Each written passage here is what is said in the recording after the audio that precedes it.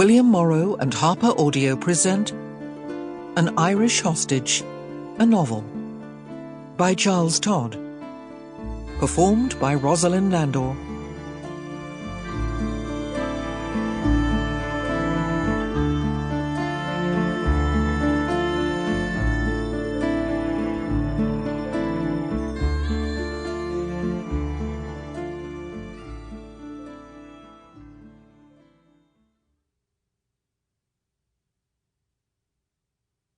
Chapter 1.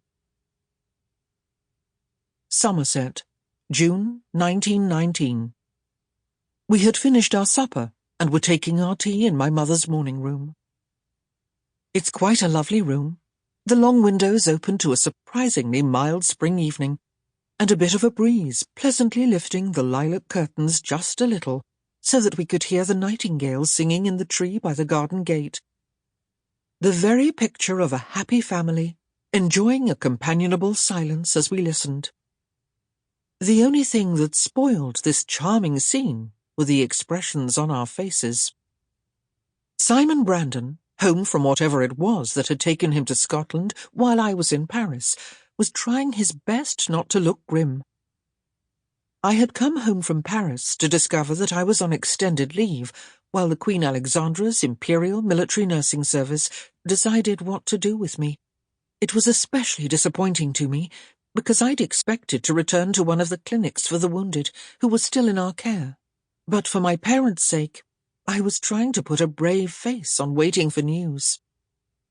My mother, as always sensitive to the feelings of those around her, was doing her best not to look worried.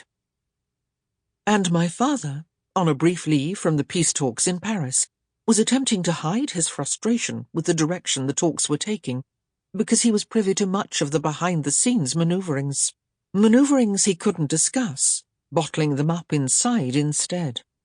He hadn't even complimented cook on dinner, a measure of his preoccupation.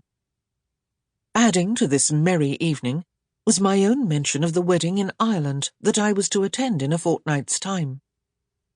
One of the Irish nurses who had been aboard Britannic with me when it sank off the Greek coast had nearly died from severe injuries to her legs when we abandoned ship. I had barely managed to pull her into one of the lifeboats and stop the bleeding. Then, as we waited for rescue, several of the doctors and I had done our best to save her left leg, and miracle of miracles, we had succeeded.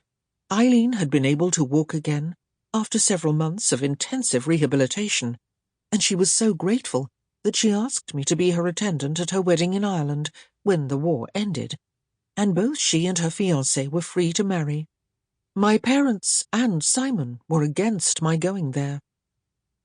The problem was the Easter Rising in Ireland in 1916, an attempt to break away from England and set up Home Rule.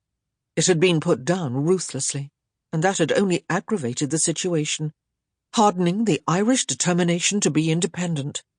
The English position was that whatever their goals, to openly rebel while Britain was engaged in the Great War was little short of treason, and several of the ringleaders were shot. In 1916, we weren't certain of victory in France, and then on the heels of the Easter Rising, the Somme offensive in July had dragged on for months, killing thousands of men. The government wasn't in a mood of clemency. The Irish, on the other hand, had felt they had waited long enough for independence, and many were tired of promises. There were only about 400 people involved in the revolt, but it had set a spark alight across the countryside. Those at home, bearing the brunt of Britain's displeasure, turned on their own, and considered the Irishmen, who were fighting in the trenches, as traitors to the cause, and there had been incidents that kept the anger on both sides of the issue very close to the boiling point. Some of the worst attacks had been reported in the British press, and of course my parents had read about them. I could understand my parents' position. On the other hand, Eileen had told me that I would be safe, and her family's protection would be more than enough for the short time I would be in Ireland. Indeed, her cousin had been... Sample complete. Ready to continue?